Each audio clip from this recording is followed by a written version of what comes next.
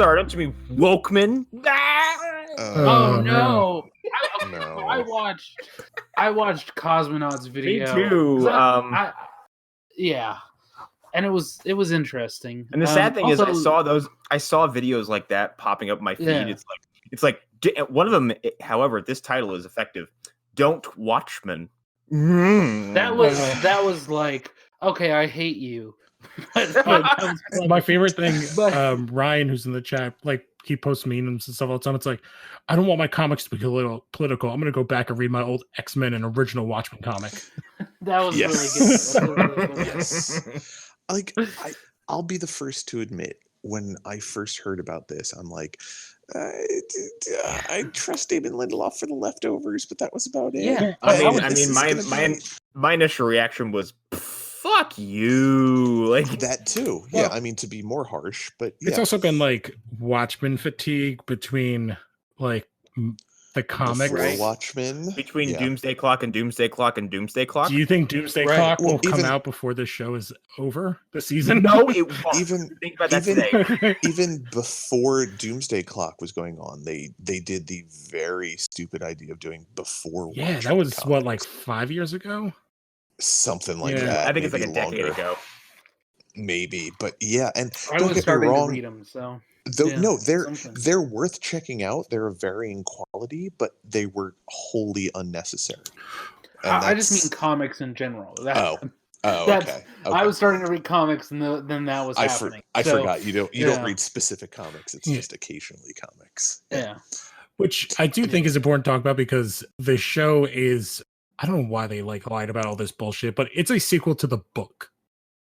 Mm-hmm. It's a sequel to the book, but I understand why they had to phrase it so weird. It's not a direct sequel. It's but at the same pretty time, much is a direct sequel. Story, no, it is. It's 30 years after the comic took place. Mm-hmm. There is no question about it taking place in the same universe, and the events of the comic took place. Yeah, it is a sequel in that sense, but in the sense of like continuing the plot of the previous story. No, it's there was no plot to continue after that. Exactly. Yeah, it's done. Well, it does continue some plot lines. It continues some of the ideas. What happened with Rorschach's journal? The world knows about Vite. Right, and other characters are showing up, but like this is a sequel in the same way that like Thor: The Dark World is a sequel to Iron Man 3. Like, yeah, it's a continuation of that story. It's in the same universe, and it has some of the same. I would say it's more like characters vaguely. I think it's more like Iron Man 3 being a sequel to Avengers. Yeah, but even then, let's not get bogged down in the weeds over the semantics of if it is a proper sequel. No, but here's the thing: it's important. I understand Lindelof wanting to like not say for sure, wanting to be vague about it. I think it's okay, but the problem is he never said the same thing about it twice. Yes, yeah, he should have just shut up, as I've said many times. I think he was trying. He should have just not said anything. Preemptively stop internet hate. But did not help himself. Right. No. And here's the thing, and this goes back to some of the weirder studio reactions, like Sony sending Paul Feig. He's Feig, right? He's not Feige. No, Paul Feig. Yes. Paul Feig out to be like the first line of defense against internet trolls and critics was like the dumbest fucking thing I've ever seen anyone do. And these studios should not send their directors out to face the press, because they just get eaten alive.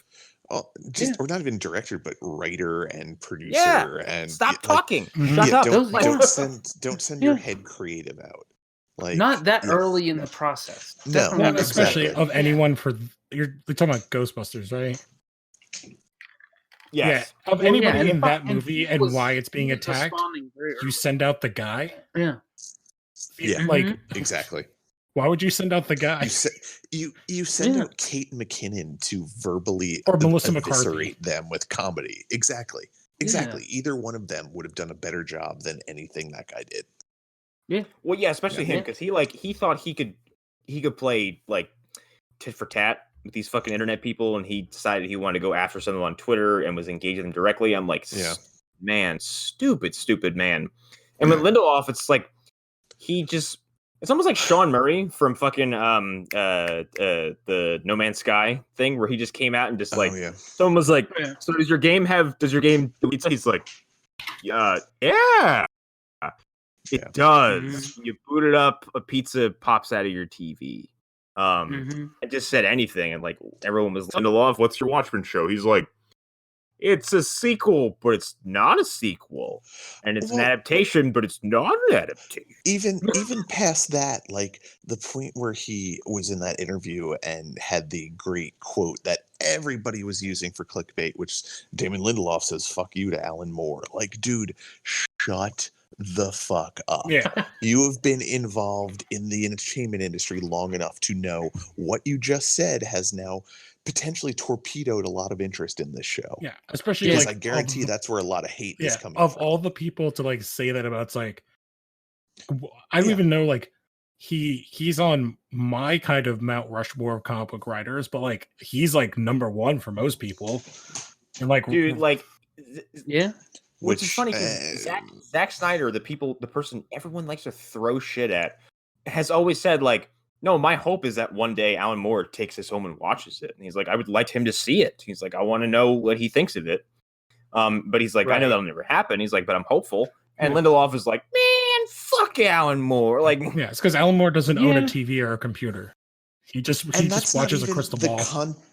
That's not the context of what Lindelof was saying. He was saying that Alan Moore had a punk rock spirit when he was making this comic, and he was saying "fuck you" to the people who were making comics at the time. Yeah. And Lindelof was trying to say that, and I feel like what I'm doing is definitely a punk rock spirit to Watchmen and everything that's going on. And if he doesn't like it, well, fuck you. Like, dude, no, just no, shut your fucking mouth. Like, did you not realize all the problems you got into with you started talking like this? Like, just shut up. Shut up. Shut up. Like, He shouldn't say anything. Lindelof in general, he does. It's not like he isn't already like associated with a lot of not failures, but just like. Well, for a long time, he was the conundrums. guy. He was for a long time. He was the guy who, like, he was the face of the. We took the alien out of Alien for Prometheus. Yeah, right. Like, exactly. It's like, oh, who took the face huggers out? And these neomorphs, and Damon Lindelof is like, yo, it was me. Like, well, he never said that, but we talked about I remember something similar to Ridley Scott confirmed this, that the writer of that movie originally, he was like, there's a lot more aliens, and Ridley confirmed that. Like, yeah, there were more, but we took them out because we didn't want it to just be another Alien movie. And if you look at them again, if you look at the math, there's only one person who comes in pre there being neomorphs in it, and that's Lindelof. After he comes in, there are no more neomorphs. There's nothing. It's just that one big old facehugger thing that shows up. Yeah. Well, and the very end where there's that thing. Yes. Yeah. That ending that means not a fucking thing now. Yeah, it's completely purposeless. It doesn't matter at all. But besides the fact that Lindelof could have torpedoed this with his fucking running mouth at any given time, this show is above and beyond everything I could have ever wanted out of it. Well, I would say it's so goddamn good. It stepped outside of my expectations and then kicked me in the nuts. Yeah. Like, I would say of everybody, not ready for it. I was the most hesitant on liking it, especially after the first episode. But I usually give shows 3, and then by the 3rd episode, I was like, all right, I'm all in. But like, the first episode did not sell you on it. And I like to kind of get into it, but it's like I get everything that the writing wise, I get where it's going, I get the reason to do the race stuff. It's just more of like I don't need it, which I think it's now kind of like, and subsequent episodes is not as big of a thing as it felt like it was going to be in the first episode. And you thought it was going to be like a race war for the entire show. That's what it was starting to feel like. And then I was like, I get where you're going here. I think it's a little easy. And then I also think it like there was so little world building in that first episode. It was like, here's the world and there's no explanations of anything. And it took me episode 2 and 3 to kind of explain everything else that's like why things they lean on the comics. But that's the thing. I think that's the thing where I'm like, they lean on the comics and the assumption that you have at but there's like all the not read them, been but 30 them up again. It's been 30 years, and then like I wish they. Sure. I'm trying to remember which episode they actually kind of explained the Redford stuff. I think it's 3. It's 3 or 2, one of them. But they really and it's fair enough. Like they could really go into the Redford stuff a little bit more, but I think it is like the beginning of 3. Yeah, when you're meeting that newspaper guy. Who is he supposed to be? The kid who's reading the newspaper? I mean, no, that kid got atomized. Did he get atomized? Yes. Yeah. Everyone. Yeah, because New York is destroyed in the book, basically. That's right. Yeah. That's right. I forget about that. Well, I confused the movie and the book and all that stuff. Kid dies in the movie too. Yeah. Is he like squashed by the octopus or something? I can't remember. It doesn't show what happens to them in the movie, but in the book they're just corpses. In the movie, he gets vaporized. Okay, that's right. In the book, though, I seem to remember you do see him and the newspaper guy like hugging each other because of the power of the blast of the squid thing getting. That's right. Yes, they're just their appearance. That's right. It kind of mimics the lovers from Hiroshima. Yes, that particular. Yeah. That's what I do think that if you have even like a passing remembrance of the book or even the movie to some extent, like I think a lot of it is there though. For me, it was. I got the Redford thing immediately once I remembered. That's right. Redford was supposed to be running for president. Yeah, I guess like it wasn't like Redford running for president. It was like when the kid stands up and goes like, "Oh, Redford's." I'm like, all right, well, what has happened? Redforation. Yeah, I was like, what has happened where this is going on? Like, it's just like, oh, this is the world where like, and like, why is this going on? And it takes to episode 3 to be like, oh, it's like it's reparations, like of any racial atrocity. I guess I'm just very willing to just fill in the gaps myself until they fill them in for me. Yeah, so like, we talk about reparations in our world all the time and what that would mean, and giving people who are descendant of slaves, giving them reparations. That's a conversation that happens all the time. Same thing with Native Americans. And okay, this is a world where that happened. I put the pieces together. I didn't really need to know exactly who or why. I was just like that. I could see that in this alternate universe where anything is possible. Well, I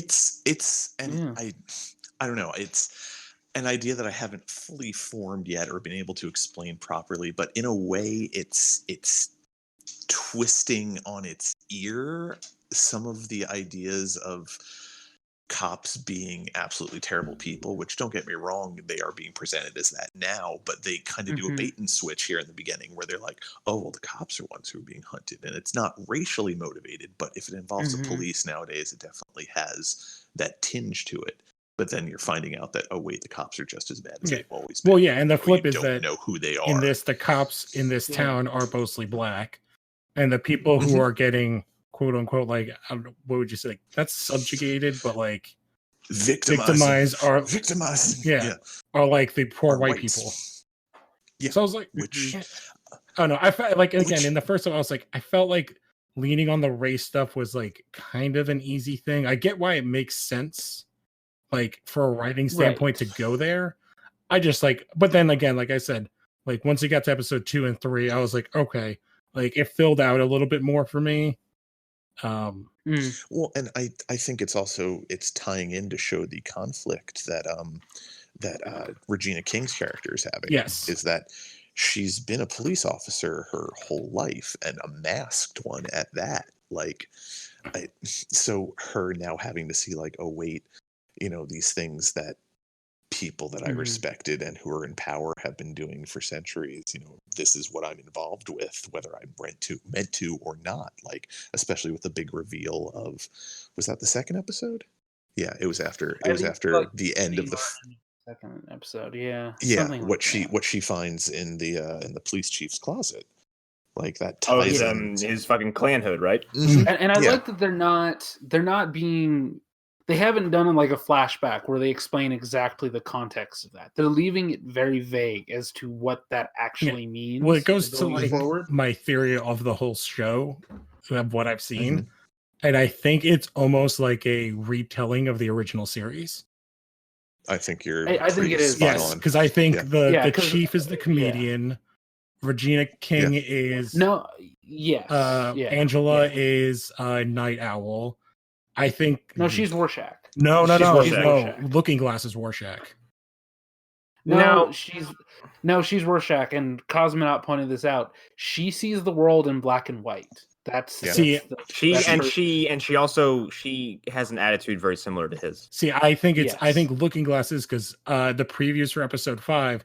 He's in like all the conspiracy theory stuff. He thinks that like but I think Looking Glass is supposed to be an inversion of Rorschach, and I think Regina King's character is supposed to be the one who has the most in common with him. Yes, okay. I think that's sort of what they're going for. Is it's not the hit guy who you would think would be Calvary, who's actually seems to not be Calvary. He's a conspiracy theorist, but he's not. He doesn't seem overly conservative, and he seems to really hate these racist dudes that he has to deal with. But it's Regina King is the character that you would assume you're supposed to connect with and you're supposed to be on the side of. She is the Rorschach because she believes. I guess it's like in my mind that her Rorschach isn't the main character of the book. So he totally is. No. Yeah. Night Owl. Yeah, he is. What? Night Owl's the main character. His person. What follow? There are multiple that story. They're kind of none of them are, but like none of them are, but all of them are. If there's a POV character, though, if there's like one who you're consistently going back to, it is Rorschach. He's the person. I think he's the. A lot of that story comes through his filtering, goes through his his fucking brain, his narration. Like, I think it's more like his parts are so memorable. And you forget what Night Owl goes through. But like because Night Owl is not the one giving you fucking internal monologues, and it's not Night Owl's journal that gets fucking dropped into the end, and that's how this whole story gets told to people to begin with. But Night Owl has like a whole bunch of like stories in there, and it's a lot about his relationship with Laurie and just his relationship with being a superhero and being a successor to somebody else who was also a costume person. Yeah. Which I think that's all in there. Yeah, which is why when we like the information we find out, I'm like, I feel like there's a little bit more of Night Owl in there, which I would say like the other character in episode 4, I think is going to be our Vite. Ozymandias. Yeah, definitely. And I think actually Ozymandias is our Dr. Manhattan.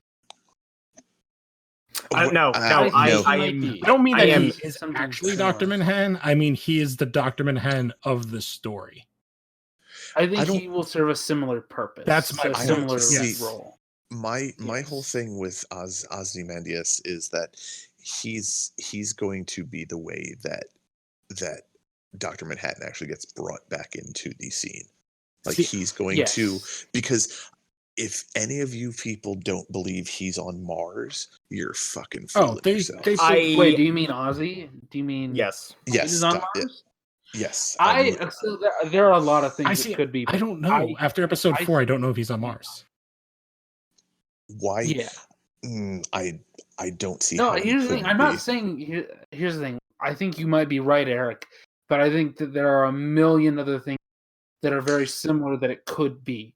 What else could it be? Well, could be dead. And he could be in hell. No, I don't think so. Totally impossible. I would say no. There's a big thing. There's a statue in episode 4 that told me that makes me think that he's not on Mars because of the way it looks. Yeah. And some of the things he says he's only.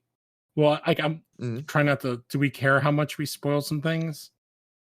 No, let's try to be as vague as he says specifically how long he has been where he has been, and so that makes me make it feel like, and he also references that things are not of his doing, and I don't see why Dr. Manhattan would do those things. And he's the only one that would put him on Mars. Because if Vite was left to his own devices at this point, he would have ended up spilling the beans. Well, I'm not saying he's at his own devices. I don't think it was. I think he's in a prison thing. I just don't think it was. I no longer think it was Dr. Manhattan that put him there. Yeah, I don't think it's Dr. Manhattan. Who put him there? Who put him? I don't know. I think it could. We'll find out. I think it's the Ozymandias of this show. I think with episode 3, with you having seen him launch one of his clones into the air, but if you noticed, he had rope tied around him. There is no goddamn way on any world that he had enough rope to have him go into even lower Earth orbit.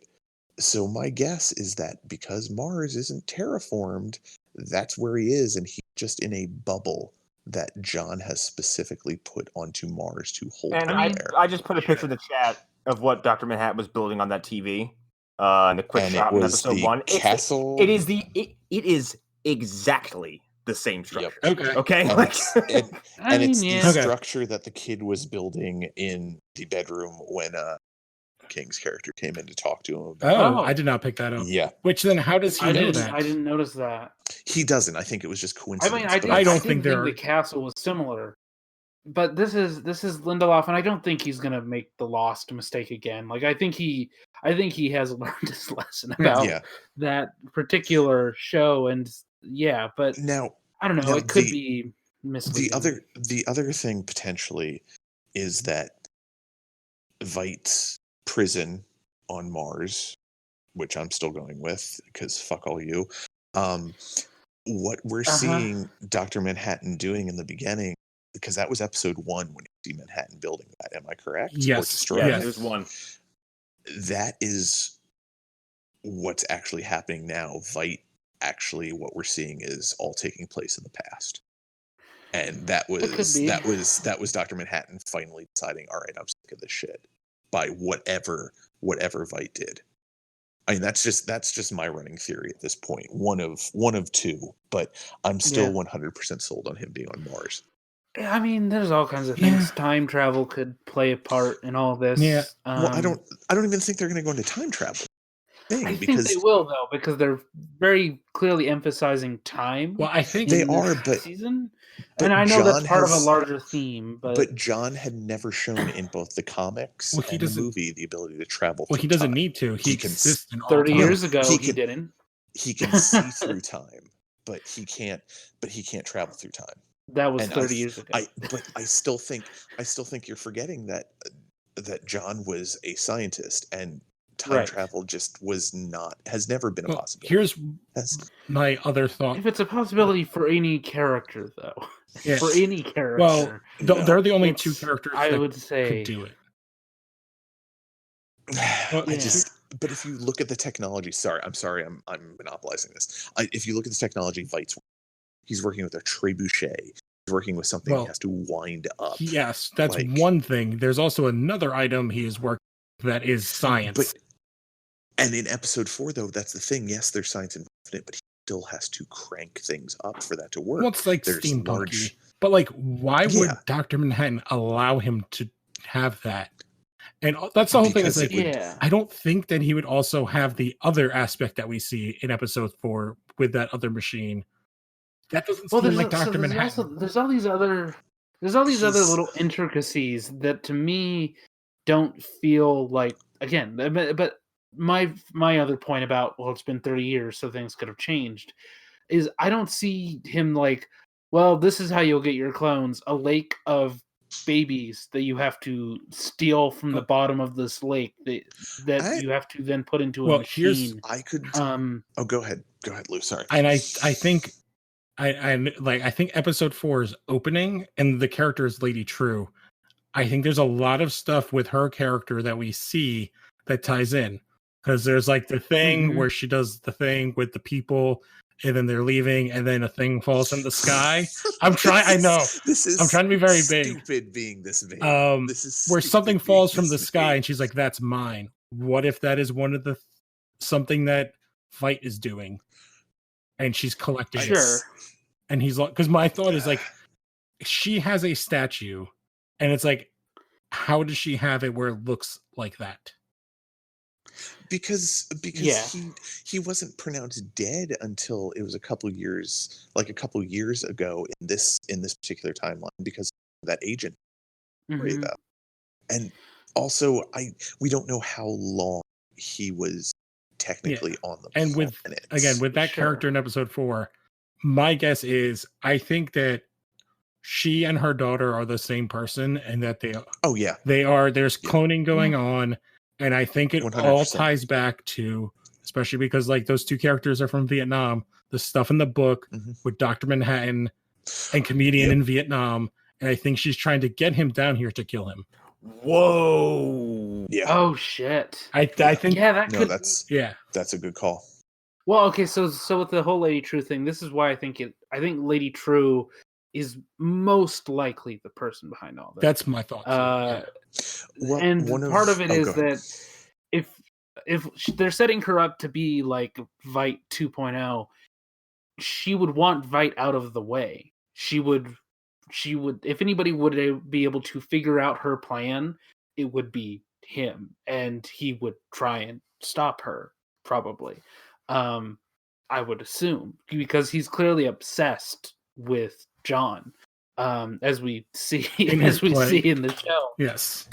Yeah, like he clearly has like a fanboy thing, which feels like an expansion of him, because he does say in the books at one point that he wants to be John. Well, that's something to that. My thought was like, kind of when we first saw the machine, I was like, oh, is he trying to remake the experiment that created John for himself? Wait, which machine? The one that he it turned into the record. Yeah, it turned into the microwave. Yeah, the record thing. But it looks like the machine. And again, we saw the play. I'm like, is he working on a way to make himself what happened to John? Or to is that his name? I think he's just obsessed with that moment. Yes, he's obsessed with that. Well, it's when the world he changed. Sees that. I think he's obsessed with him because he's the only in life he had any contact with ever since he's been playing. It's the Superman. It's like I'm the smartest man on Earth. Like there's a fucking god walking around. Exactly. To compare to that. It's like somebody watching the first atom bomb, like footage of the first atom bomb, over and over again. It's the same thing. It's like this moment means something. It released some energy into the world, and I am focused on it. I don't want to end without talking about, like, I love my favorite thing that they've done and what's sold me on the shows, what they've done with Lori, and the actress playing her is fucking killing it. And how she's accepted that she's the comedian's daughter and she identifies as Lori Blake. Yes. Well, she's becoming him also. She's slowly becoming her father, which I love. I love that so much. Like when she was younger, she was more like her mom, and she's slowly developing into him, and it's a fantastic arc for a character to go through. And I think they've done it fantastically well, where I believe it completely. I also know that there's that Senator Keene shows up. Wait, it's Keene, but what is his position now? He's a senator. He's a senator. Yeah. Well, he makes a quip to Lori because Lori has a pet owl in a cage. He makes a quip to Lori. He says, "I can even get that owl out of the cage." And I'm assuming he's directly referencing Dan. Yeah, because they basically say, because Rorschach is dead. She's an FBI agent. Dan is in prison. Yeah, all the characters are accounted for from the book.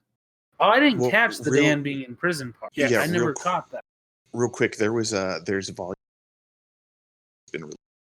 They did a really good job. The soundtrack from Watchmen. I didn't get any of that. No. Oh, and they released the soundtrack, and they did it in a way that it's like actually released as a record band from that. But it's just the official soundtrack. And there was information in the liner note, which part of that was explaining what's going on in the world. Things, how Dan Night Owl went to jail in the 70s because he refused to work with the government over the superheroes, as opposed to what Lori did. You're cutting in and out. Yeah. Really. So I think what you said was I think I got Dan went to jail for not working with the government. Yes. But when? Because the book takes place in the 80s. Well, it was like 10 or 15 years after like everything went on. Sorry, is that better? Yes. Can you actually hear me now? Yeah. Okay. Yeah, I don't know what was going on there. But yeah, it also brings up like part of the reason Vite had to he basically went broke was because all of the stuff that happened with the squid and all that, a lot of people became Luddites, and all the stuff that he had his money involved in, which was battery powered and was going to be a reinvention of the internet and whatnot. So he had to start anew. And basically a lot of the stuff that people are using now are just reinvented versions of his original inventions that he then remarketed public. Yeah, well, if that you was look some at of the the stuff world, that got explained. I'm trying to like. There's house phones, and there's. Have we seen anybody playing with a cell phone at all? No, just these very high tech. Yeah. Which is interesting. Yeah. Yeah. And there's like a TV, but they're not like. I don't remember it being like a big flat screen. No, the only projectors. The only real major like technology that we've seen is electric cars. Yeah, and the stuff and with those existed. The cars existed in the comic too. There were electric cars in there. Lots of holograms also. Yes. Lots of that. There was there were two other things. Well, there was one other thing that I really wanted to get at, and the character that Connor, you know who Louis Gossett Jr.'s character is at this point, don't you? Who he is within the... I would just want to say I did not even know he was Louis Gossett Jr. until I looked at the IMDb. I didn't either. I didn't either until I saw something about like the episode after I'd already formulated this. Actually, this wasn't even mine. This was a friend brought this up. So the character that Lou Gossett Jr. is playing, his theory is that he's hooded Justice. I feel like that was fairly obvious from the first episode. I feel like it was. He's watching. Okay, he's hooded who? He's watching Hooded the Justice. Bass Reeves footage of him dressed up as Hooded Justice, basically arresting a white cop who is secretly a KKK member. To me, that was very telegraphed. But that wasn't. Well, you're talking about the film he was watching when he was a kid. Yes. Yeah. To me, that was very clear to me. I don't feel like that's been telegraphed at all. Like I think it would be a nice tie-in to everything. Which Connor, if you don't know who he is at this point, I don't want to say anything more because it is a pretty good cover or a good like circular nature to the entire show. Yeah. I don't know everything yet, but I'm still piecing together. But I've thought about the Hooded Justice thing, and I'm not sure if it lines up yet. It worked for me. Here's the thing. I also thought the Hooded Justice was a fucking strong man who was found drowned in a fucking river. No, that's the thing. They talk about that. Is episode 2? Go ahead, Lou. I think opens with that. Yeah, they're watching the history of the Watchmen and whatnot, and they have the person who's being Hooded Justice in this docudrama saying like, yeah, there's this guy in the river. Yeah, that's not actually me.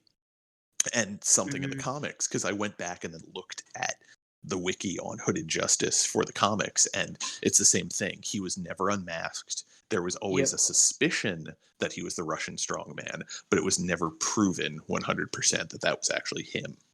Okay. So he could very easily be a man who was an African American man.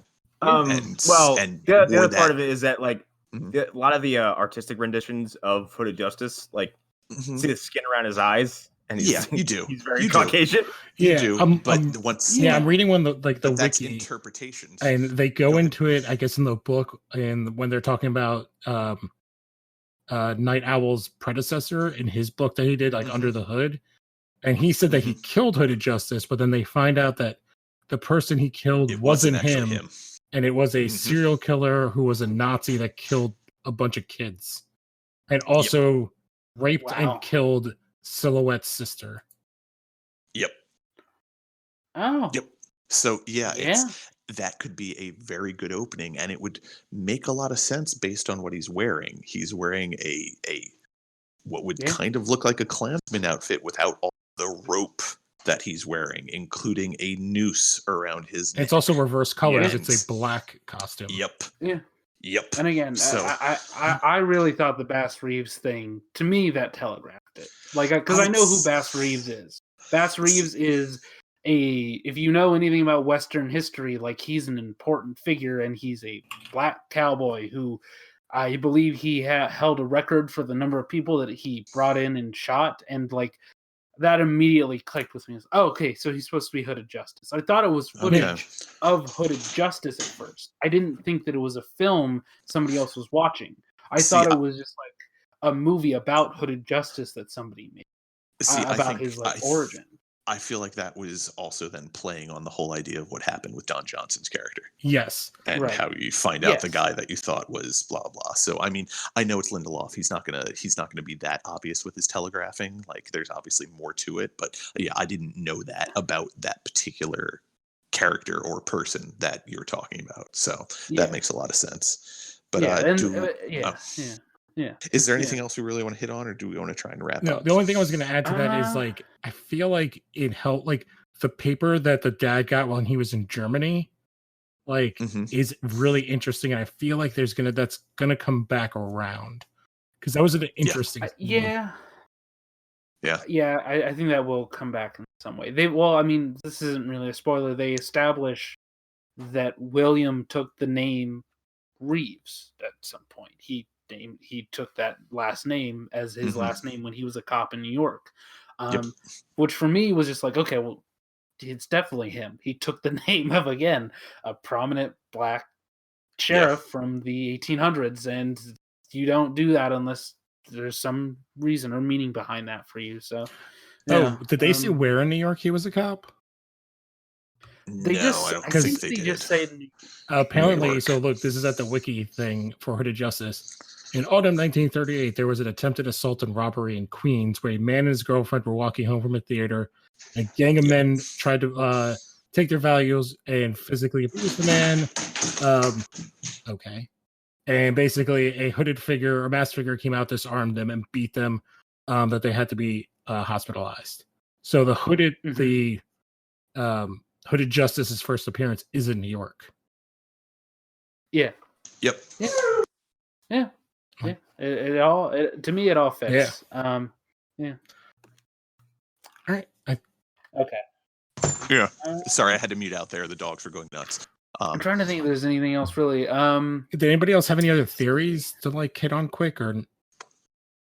Yeah, it's the only thing I saw, and I don't know how it all connects, but if you noticed in the beginning of or when they show the body of what you're supposed to believe or is supposed to be Hooded Justice, he's missing his left shoe, and Don Johnson's character was missing his left shoe. Oh. When he was hanging. I don't know what that means, if anything at all, but once again, I don't think it would be put there if it didn't have some sort of connection, which then could also... could be a red herring. Which could also... It could be, but it could also be then connected to the outfit that he had. So, yeah. Okay, I do have one last thing. Do we think the Rorschachs and their... whatever they're doing with batteries is going to play in at all, or is it just a red herring? They're making bombs. No, but they're trying to make a very specific bomb. Yeah, right, but does it play into Lady True's plan, I guess? Are they a sort of a fake ISIS, or as it were, being funded by Keene and Lady True, or are they just a separate plot altogether? I think it's definitely Keene and Lady True, because one of the things I read about, because Lady True, if I remember correctly from what I read, is that she's actually based on someone of Vietnamese historical note. And she was a famous warrior, and she would wear yellow to draw her enemies to her. And if you notice something that's a running theme with the cops is they all wear yellow on their faces, and that could make them targets then for the group that she and Keene are funding. Yeah, I definitely do think I definitely think he's involved with it because to help him become president. Yeah, which what's her name? And it will further his plot. Yes, and I think he is being used by Lady True. I could see that. Yeah. Also, to connect back to the specific batteries they're using, remember she said she's building a giant clock. Those batteries were predominantly from watches. Yes. So that's where I think the connection is there. I think that thing is to build a clock to tick down to bring Manhattan to Earth. John back. Yeah. Yep. I think that is not far off at all. Yeah. And we're almost halfway through the series, the first season already, which is fucking crazy, but I love it. Yeah. Oh, Lindelof has said he only wants to do this one season. Oh, I mean, I love that idea. He also said that about The Leftovers, so we'll see what happens. Yeah. But like I like I when shows have a finality and like they know where they're, much like how Legion did, and I like shorter seasons. Mm-hmm. Yep. Yeah. I mean, there's nothing that they really need to do because I like the way that they're connecting this back to the Minutemen, because the Minutemen, they play they're certainly part of the Watchmen. You could almost say like they're half of the story. Really, their story has as much to do with it. But connecting back to it and really using characters that maybe were side characters in those flashbacks and making them main characters, that's just a very interesting place to go with it. And it allows you to make something that is a sequel, but not a sequel at the same time. Which is, again, I understand the not being able to put that into words correctly. But again, he should have just shut up and not say anything. It would have been much better that way. But yeah, like I like everything they're doing with this, but I don't think that they need more.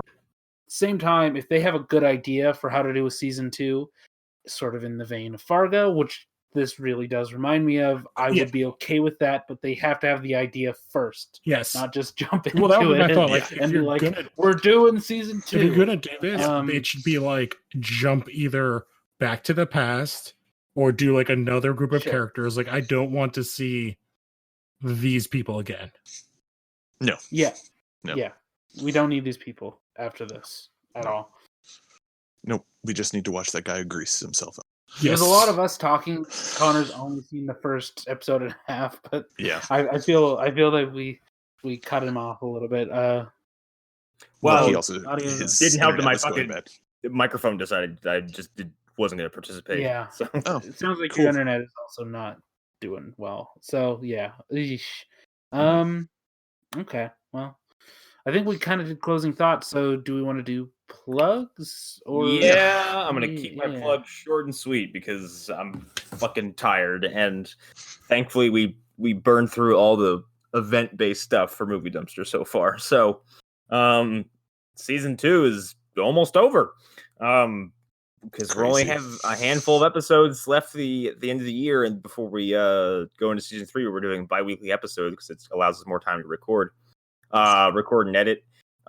So yeah, we just recorded an episode for, well, I guess I spoiled in the beginning, but we didn't tell anybody else we're doing Terminator Salvation. But the people who listen to this don't listen to Movie Dumpster. Even though I plug this every time we do a recording. But we covered pretty much the entire franchise from start to finish. Joe actually marathoned all of them up until about 30 minutes of Dark Fate, and then he got a little distracted, and obviously he wasn't watching it in the movie theater. But, who wants to fucking pay for something when you're not really sure if you're going to love it? But we talked in depth about how Salvation's the only movie in the series that tries anything new, and kind of the similar conversation to what we had here about why this movie tanked. And then we have Blood Rage coming up. That's like the only other Thanksgiving-themed slasher film in existence. You'd think there'd be more than 2. There really isn't. And then a couple of holiday movies, and then we're done. And my holiday pick this year is Prancer from the 90s, about one of fucking Santa's reindeer that falls in some town, and Abe Vigoda is a veterinarian. Oh my god. Let me just pour scotch on it. Yeah. I feel like you then have to do Good Burger so you can connect Abe Vigoda and then the Keenan Kel movie.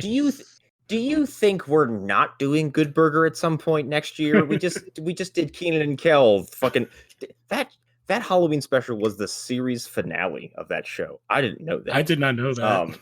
And it doesn't feel like one either. It just feels like a Halloween special, and then the show just went away. Just like Kel's career. Yes. Yes, exactly. Jesus Christ. He died shortly after. No, he had one shot, and it was Mystery Men, and he was not great in it, even though it's a fun movie. It is a fun movie. That's it. I don't have anything else to plug because I'm fucking tired. Yeah. And I gotta take it. God damn it. Yeah, Lost Horror podcast is also sort of wrapping up. We're doing a Mike Flanagan episode. So that will be interesting now with everything that's happened. But yeah, we're doing that. We're probably gonna do some Star Wars stuff because Erik Sayor cares about Star Wars. So we're gonna do some Star Wars stuff. And probably maybe a Christmas thing. But other than that, season 2 of Lost Horror podcast will be ending as well. So listen to those and past episodes with, I believe, everybody that's on here except for Lou. I don't think we've had him on yet. Nope. So yeah, go do that. And I think that's all I got. Just a quick side note too, mentioning that Erik wants to do Star Wars. It's now the perfect time to revisit them because they're all available in 4K on Disney Plus. 4K Ultra HD. Yes. Mhm. I'm Erik Fedorchak. You can find me at Erik_Fedor. There are pictures of dogs and cats and comics, and most recently a lot of stuff. Trip to Florida, which was awesome, even though Universal Orlando should be burned to the ground. There's nothing good there except for Harry Potter stuff. That pales in comparison to the Pandora rides at Animal Kingdom. Also floating around the Phantom Zone. I do things there. I say things. Whatever. It is what it is. And another thing, because of Disney Plus, all of you should be choking their servers by watching every episode of Gargoyles on repeat because that show is amazing and deserves all the love it should get and didn't get at the time because the animation in that is actually close to Batman the Animated Series level. I had all of the toys. Yes, that show was so good, and it just kind of I went watched out. it religiously. Yep. It went out on a dull fart. Well, so People don't remember go watch Fox it. Kids was like the highest level of cartoons at that time. Yes. Yeah. Yes. All right. So But yeah. So Smallville Chronicles, we're in season 5. We just recorded our episode where we covered the 100th episode of the show. Not ours, but of Smallville. Check that out. That'll be coming out soon. And then the comic show, And Now Comics, this week will be our second part of Crisis on Infinite Earth, kind of read through and talking about, and a little bit of comic book theater, which we sort of fell into in the last one. And yeah, look forward to that. Hopefully some of you guys can be on and play some characters. Yeah. If I could somehow make more hours. Yeah.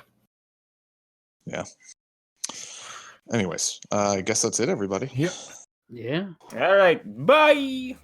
Bye. Bye. Everybody. The plus. Bye. Buy my bathwater. And go get the plus.